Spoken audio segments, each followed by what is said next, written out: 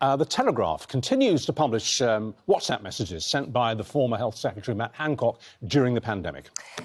In one of the latest threads released, Mr Hancock rejected the idea of cutting the 14-day self-isolation period back in November 2020, fearing it would imply the government had got it wrong. We were told the government was following the science, and yet when one of the chief scientists, the chief medical officer, told the health secretary it would be just as good to have 5 days of testing as 2 weeks of isolation, the health secretary rejected it.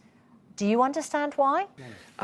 No, I don't understand why. I wasn't a minister at the time, and I'm now following very closely the inquiry. There are a huge number of lessons to be learned through the pandemic, vast number, including, dare I say it, how we make sure that scientific advice at the heart of government is handled. Clear scientific advice that it was fine to move away from 14 days isolation, which was really screwing up the country at all levels, and we could go to 5 days of testing. That was clear scientific advice from the top man. And the reason, and we know this from the WhatsApp, the reason that Mr Hancock rejected it was because, and I quote, it would imply that we've been getting it wrong up to now. So it was all about his image.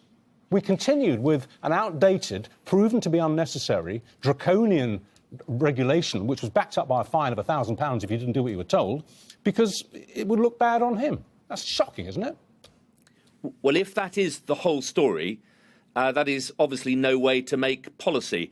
The reason I'm holding back is that I don't know the broader context of the cabinet conversation at the time, what was going on in number 10. Chris Whitty and Patrick Vallance are both very distinguished scientists and, as it happens, very good friends of mine.